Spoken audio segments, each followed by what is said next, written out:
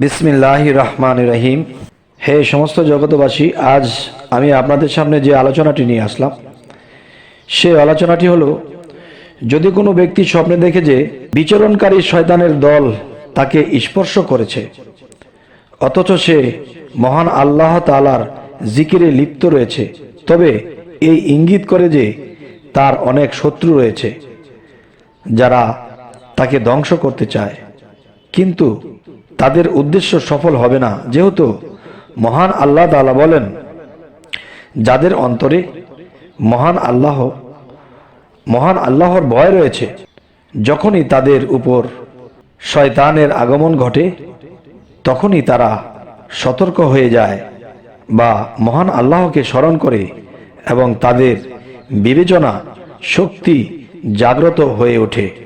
সূরা আল আরাফ আয়াত 201।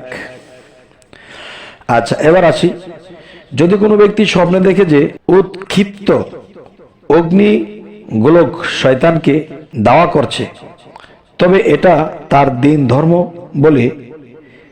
দিন ধর্ম ঠিক আছে বলে ইঙ্গিত করে। যদি কোনো ব্যক্তি স্বপ্নে দেখে যে শয়তান তাকে ভয় দেখাচ্ছে, তবে এটা তার দিনের ব্যাপারে এখলাসের ইঙ্গিত করে এবং ভয়ের আশঙ্কায় সে রয়েছে তা হতে নিরাপত্তা ইঙ্গিত করে, যেহেতু মহান আল্লাহ তাআলা বলেন সূরা আল ইমরান আয়াত 175। যাই হোক, তোমরা তাদিগকে ভয় করো না, বরং তোমাকেই ভয় করে যদি তোমরা মুমিন হয়ে থাকো। আচ্ছা, এবার আসি, যদি কোনো ব্যক্তি স্বপ্নে শয়তানকে আনন্দিত ও সন্তুষ্ট দেখে, তবে সে শাহওয়াতের কামোত্তেজন কাজে লিপ্ত রয়েছে। তার মানে কাম উত্তেজনায় লিপ্ত হবে এই ব্যক্তিটি। আচ্ছা, এবার আসি, যদি কোনো ব্যক্তি স্বপ্নে দেখে যে শয়তান তার পোশাক ছিনিয়ে নিয়েছে, আর সে যদি অলি বা প্রশাসক হয়, তবে তার বেলায়েত বা প্রশাসন ক্ষমতা নিয়েইছে।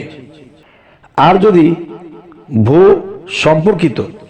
সম্পর্কিত মালিক হয়, তবে তার সম্পত্তি নষ্ট হবে, যেহেতু মহান আল্লাহ তাআলা বলেন, হে আদম সন্তান, শয়তান যেন তোমাদিগকে পরীক্ষায় লিপ্ত না করে। সূরা আল আরাফ আয়াত 72। এবার আসি, যদি কোনো ব্যক্তি স্বপ্নে দেখে যে শয়তান তাকে স্পর্শ করেছে বা ঘা মারছে, তবে তার এমন শত্রু রয়েছে তোর স্ত্রীর উপর জেনার অপবাদ রটাবে এবং ধোঁকায় ফেলবে।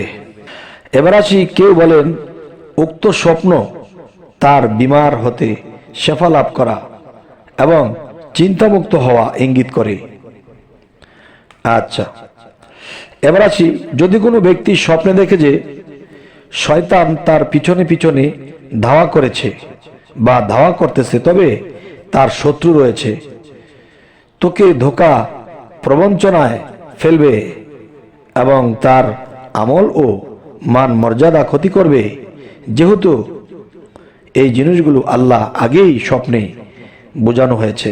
যদি কোনো ব্যক্তি স্বপ্নে দেখে যে সে শয়তানের মালিক বা বাদশাহ হয়েছে, তাহলে এটি কি বোঝার আছে এবং শয়তানরা তার অনুগত্য ও বশ্যতা স্বীকার করেছে, তবে সে নেতৃত্ব ও সরদারি লাভ করবে, তার ব্যক্তিত্বের প্রভাব ছড়ায়ে পড়বে এবং শত্রুদিগকে পরাস্ত করতে পারবে।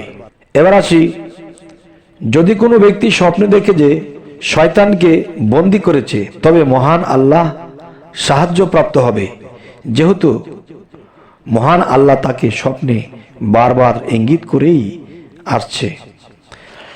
এবার আসি, যদি কোনো ব্যক্তি স্বপ্নে দেখে যে শয়তান তার উপর অবতরণ করেছে, সওয়ার হয়েছে, তবে সে গুনাহে লিপ্ত হবে এবং মিথ্যা কথা বলবে, যেহেতু মহান আল্লাহ তাআলা তাকে স্বপ্নে আরো আগেও সতর্কবাণী দিয়েছে।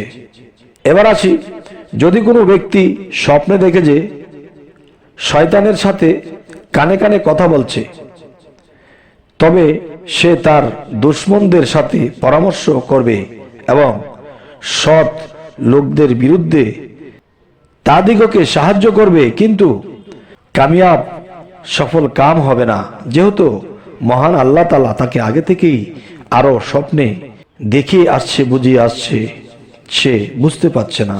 এবার আসি, যদি কোনো ব্যক্তি স্বপ্নে দেখে শয়তান তাকে কোন কালামের শিক্ষা দিচ্ছে, তবে সে মিথ্যা অপবাদকারীদের মতো কথা বলবে, অথবা মানুষকে ধোঁকা দিবে, অথবা মিথ্যা কবিতা আবৃত্তি করবে। এবার আসি, যদি কোনো ব্যক্তি স্বপ্নে দেখে যে সে ইবলিশকে হত্যা করেছে, তবে সে ধোঁকা প্রবঞ্চনা করবে।